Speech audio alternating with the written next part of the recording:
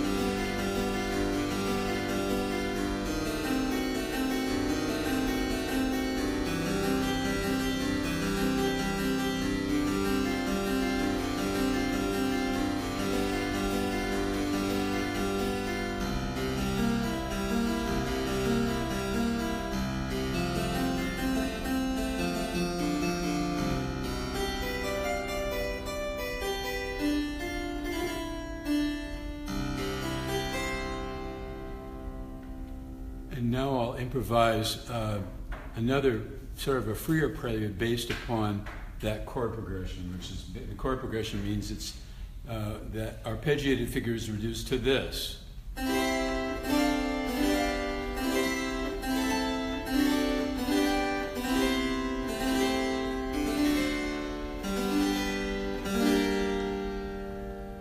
Etc. So this will be the Bach piece, but turned into a freer prelude with more figurations from the Baroque period added.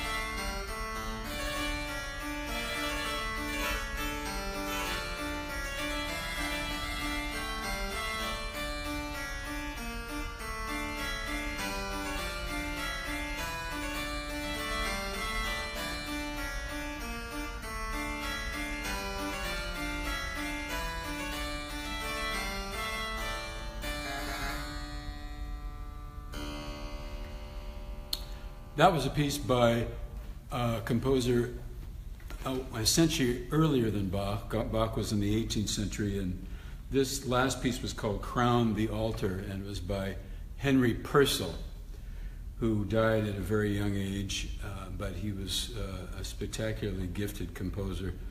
And this was a transcription from a vocal cantata, I believe it was. It's Crown the Altar, it's called. And one of the reasons that I played it was because it has this repeating bass line that happens over and over again with a few modifications. But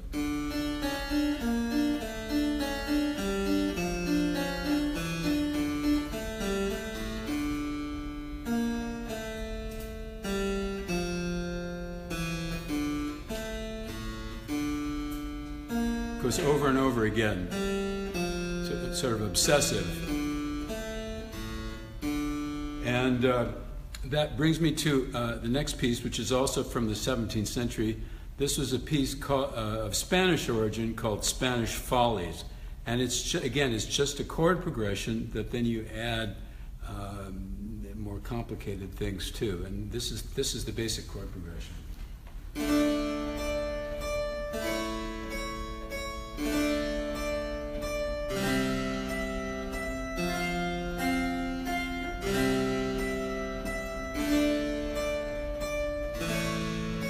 And that repeats, and then so it goes D, A, D, C, F, C, D, A, and then the whole thing repeats again, and then at the end it goes back to D. So when we're talking about music of this period, which is the 17th century, it's already music that's called tonal music, which means you start out in the home key, in this case D minor, and you end up in the home key at the end. And in between, you tell a story, basically. So the story is...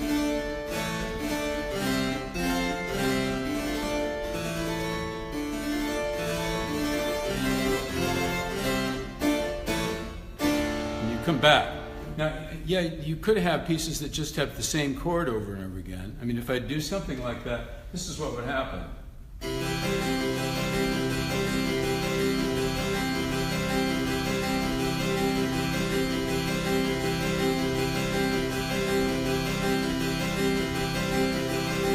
Are you bored yet?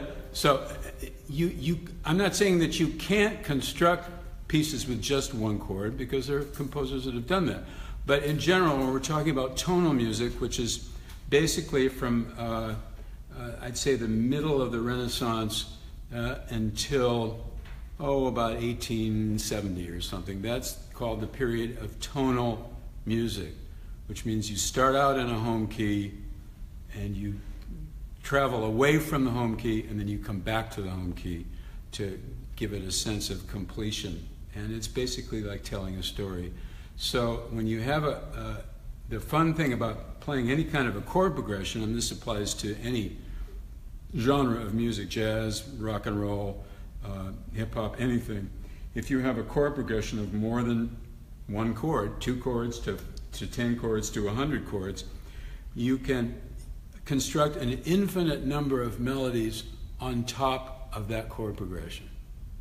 So what I'm going to do is I'm going to play this theme called Spanish Follies, La Folia. It also appeared in Italy. But in the 16th and 17th century, 17th century, the tune went all over Europe. It went to all the courts of Europe. One of the features of court life was that everybody learned how to dance and play musical instruments. If you were attached to the court of Louis XIV or any of the kings or queens of Europe during that time, a courtier who was attached to a court took fencing lessons, dancing lessons, diplomacy lessons, music lessons, and conversation and languages. So one of the ways they found out about other countries in these eras was they did dances from these different countries. So La Folia appears in every civilized country in Europe from the 17th century on. And then later composers like Corelli used it for a series of variations on that particular chord progression. And then Rachmaninoff did variations on Corelli's theme in the 20th century. So this theme has been used by many, many composers. C.P.E. Bach, one of Bach's most talented sons, wrote a whole set of keyboard variations on the Spanish Follies theme. But I'm going to play, well, I don't know what's going to come out yet, but I'm going to play variations on this chord progression, Spanish Follies from the 17th century.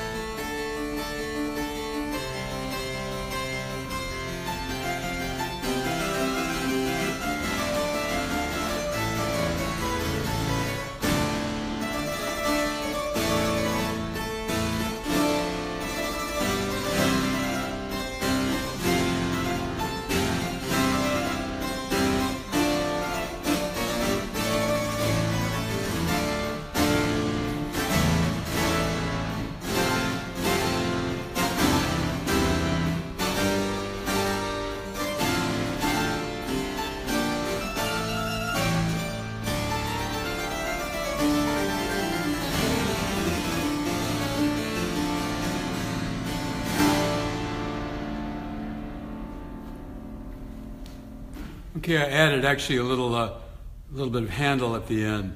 Here's a sarabande, which is from the 18th century, that has a similar chord progression, actually, as the La Folia that I just played, but it's later. But you'll notice kind of similarity. It's also in the key of D minor, but it's a little more complicated chord progression than the La Folia. People who remember the film Barry Lyndon will remember this music because it was played about 1,000 times in the course of the film. I think that was a Stanley Kubrick film, and Ryan O'Neal was in it, and somebody else, I can't remember. Anyway, it was many years ago. I'm showing my age, of course. But anyway, this is the sarabande from the 18th century by George Frederick Handel.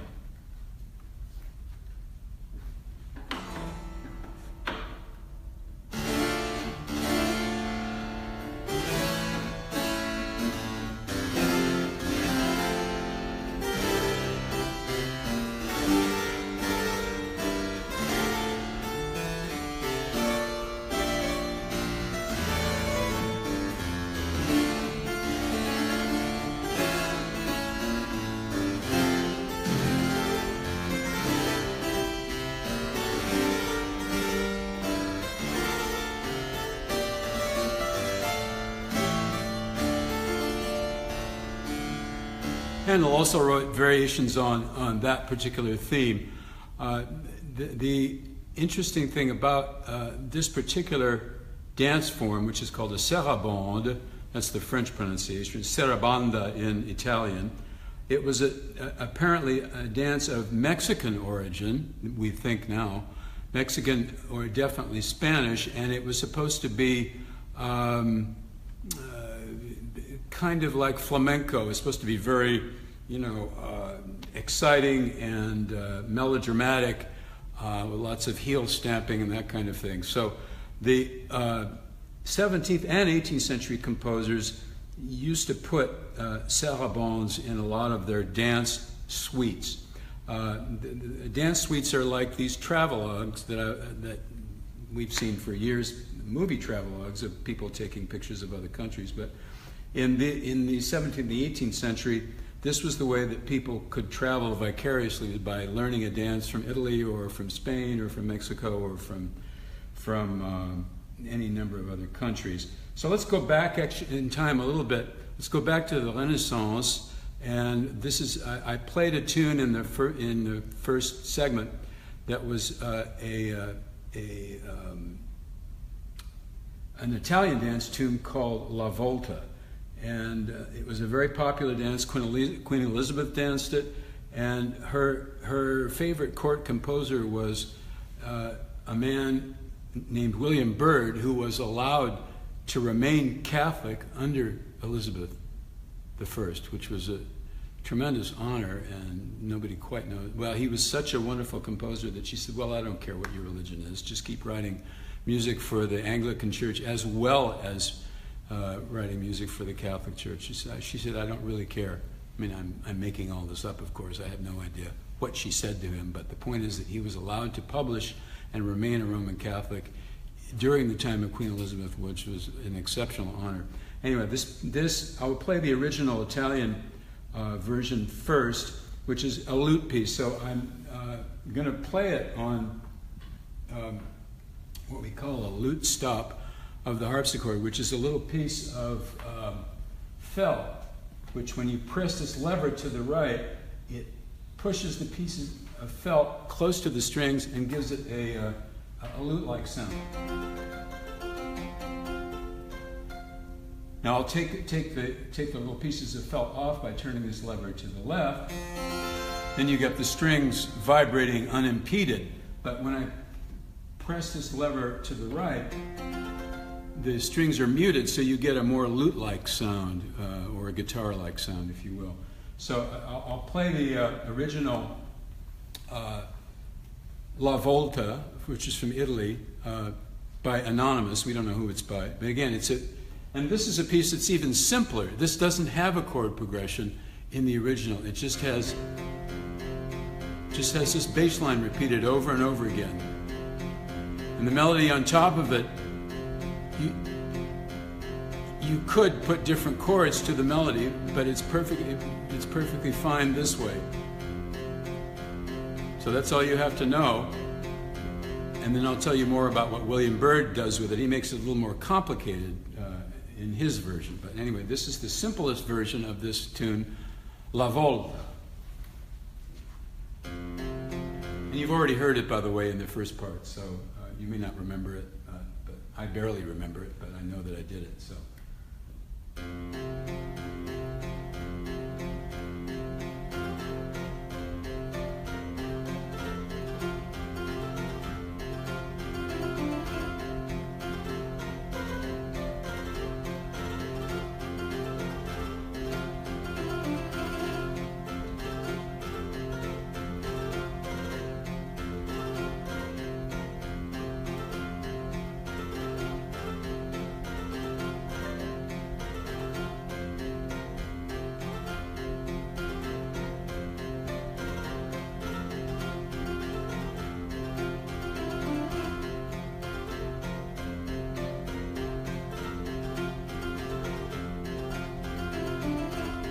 Now I'll play the same thing with the strings unmuted so you can hear the full resonance of this particular set of strings on this harpsichord on the upper keyboard.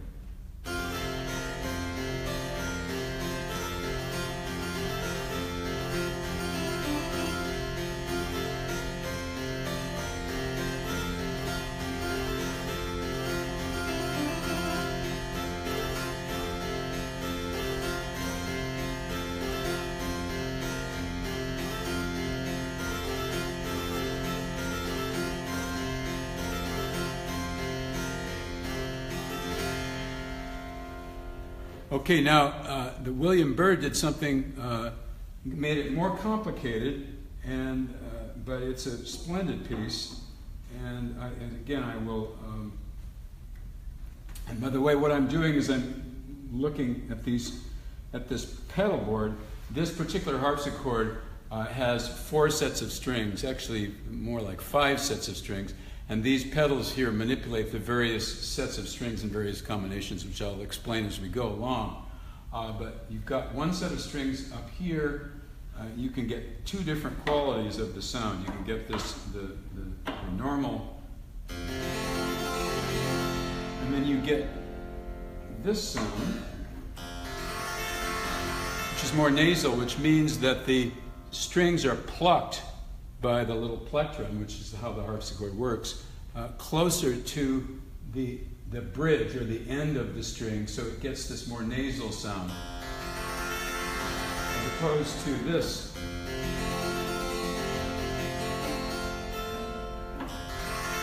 Anyway, but this particular piece by William Byrd is also called La Volta, but it has a little more, has slightly more complicated harmonic progression. It does have a chord progression. It takes out this thing and actually adds chords. So this is La Volta by William Byrd.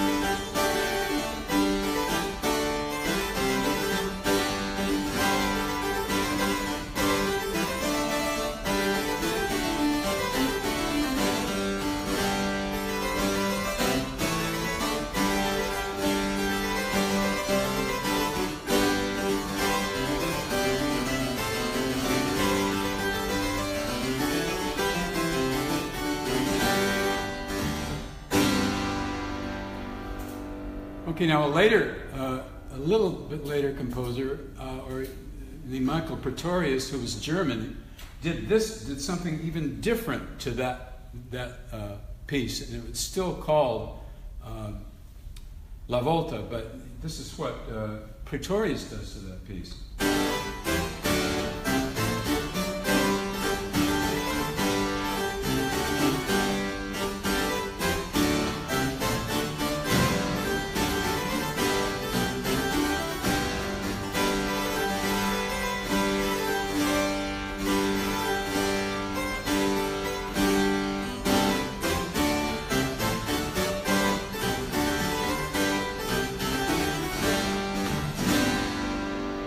Okay, you may have noticed also in the first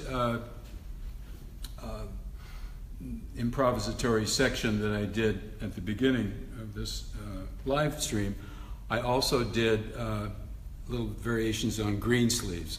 And again, Greensleeves was a song that it became a Christian hymn called What Child Is This in English. It was done in many different countries and different languages as a Christmas hymn. But it started out its career as a song sung by ladies, let's call them ladies of easy virtue, who were attached to wandering groups of soldiers when they were in battle. So the Greensleeves was a song that was sung around campfires by ladies of the night, if you will.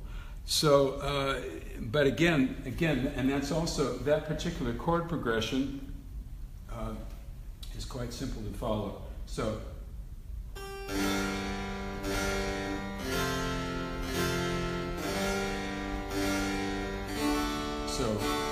G minor, G minor, F major, F major, G minor, D major or D minor, G minor, F major, G minor, D major, G major. Okay, major minor, that's a big thing in Western music, in tonal music.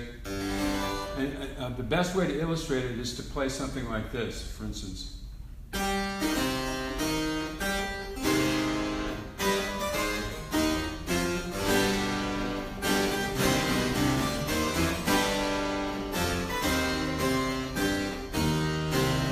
Okay, everybody knows what that tune is. You can all say it in unison.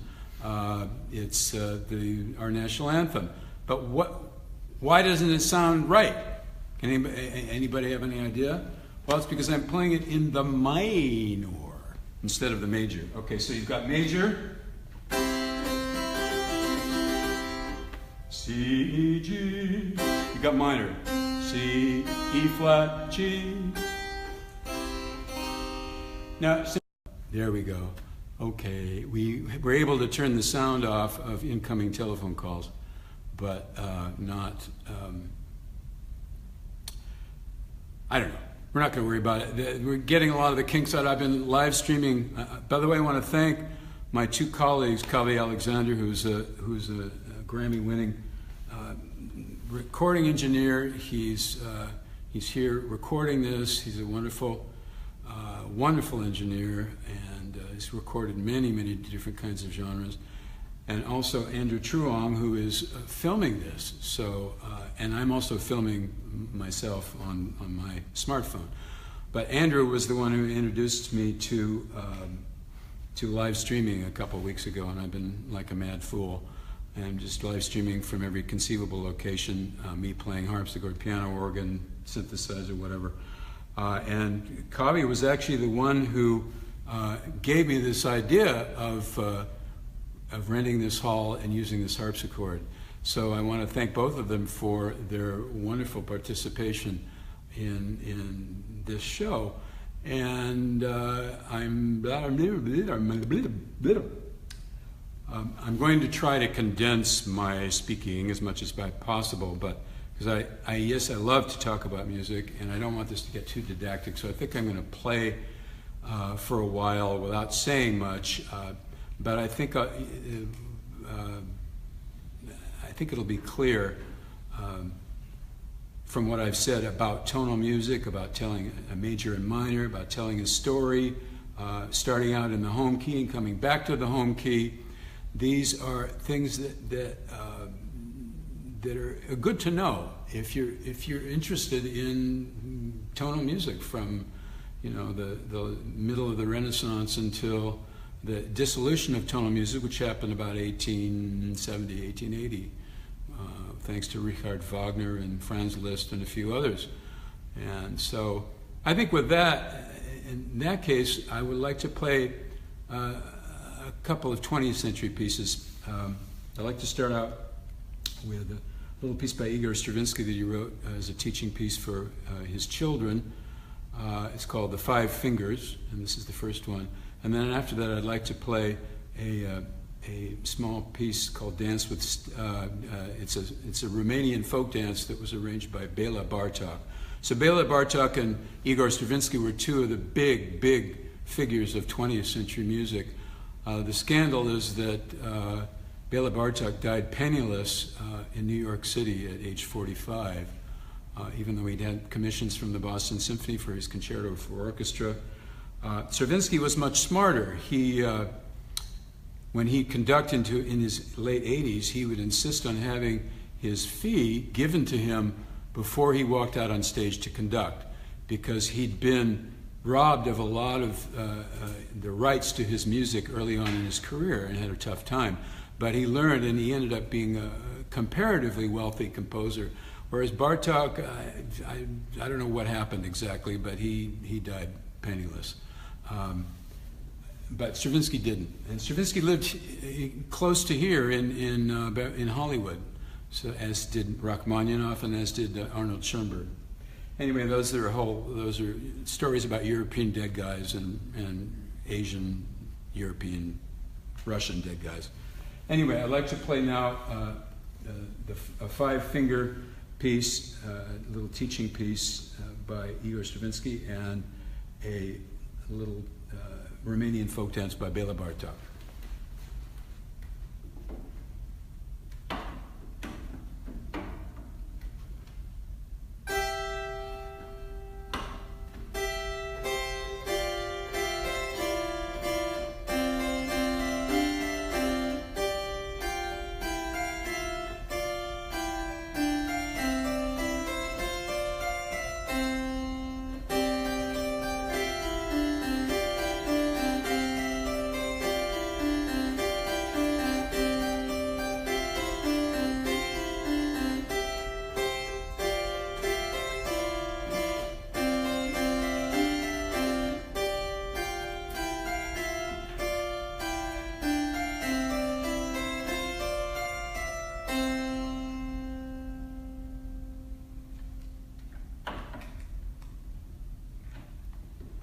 Now I'm manipulating the pedals again. I just played that particular Stravinsky piece on the lower keyboard on a set of strings called the 8-foot. This is borrowed from the organ world. An 8-foot pipe. I think it's this sounding note. I always forget. But an 8-foot pipe sounds here. A 16-foot pipe sounds here, an octave lower, and a 4-foot pipe sounds here, an octave higher. So on a harpsichord, this particular harpsichord has a 16-foot, an 8-foot sounding here, and a 4-foot sounding up here. So I'm manipulating these pedals to use these different. There we go. Okay. And I'll try to explain this more coherently in a bit. This is the Romanian dance by Bela Bartok.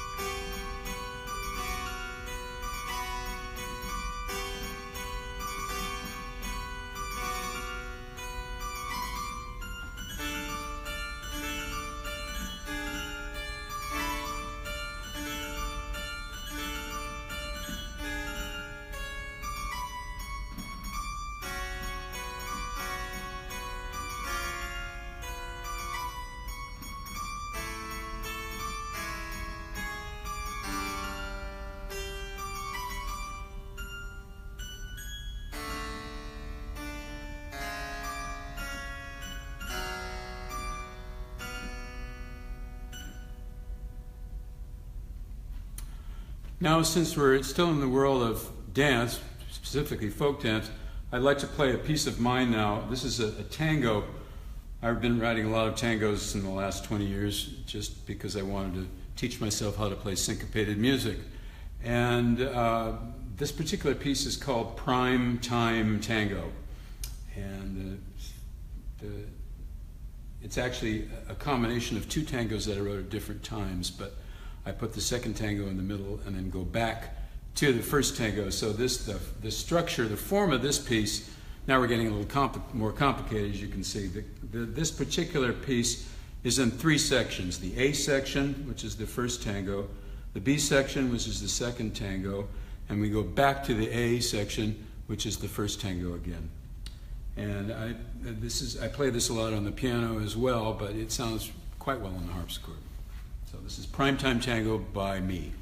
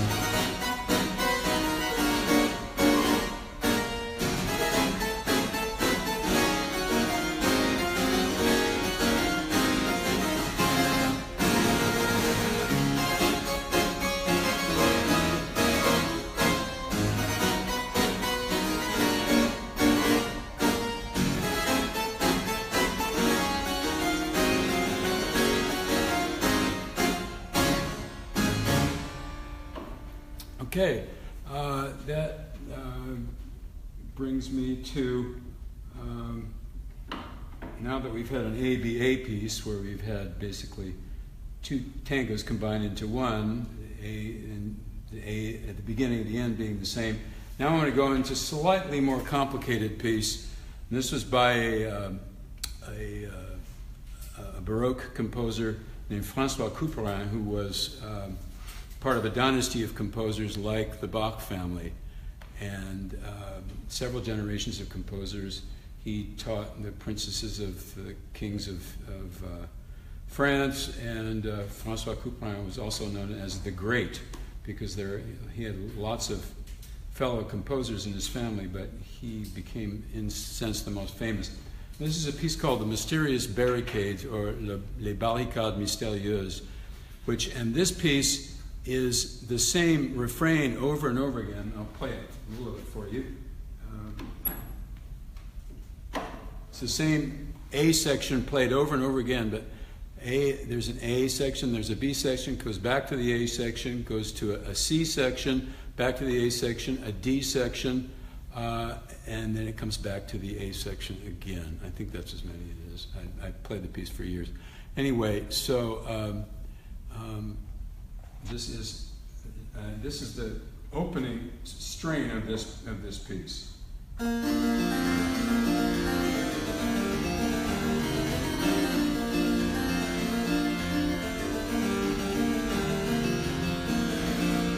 It sounds a little like Turkey in the Straw.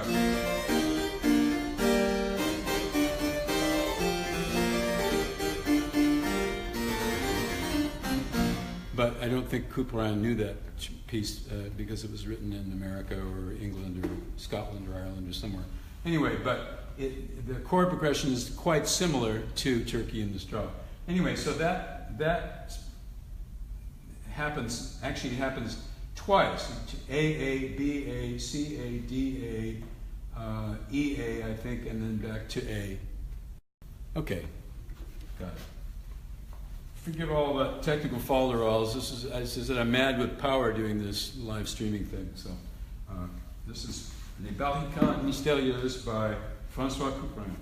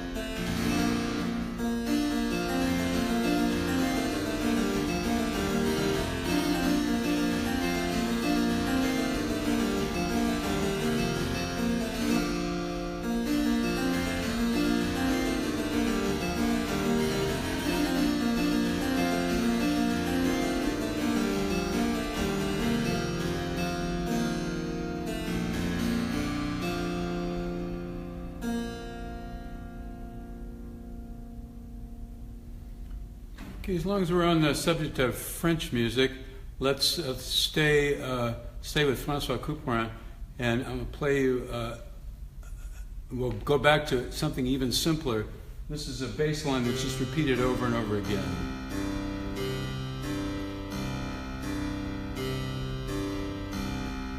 And then back to three sections of this piece. This is an extract from some satirical pieces that I don't have time to go into all the details, but it was a guild of musicians who was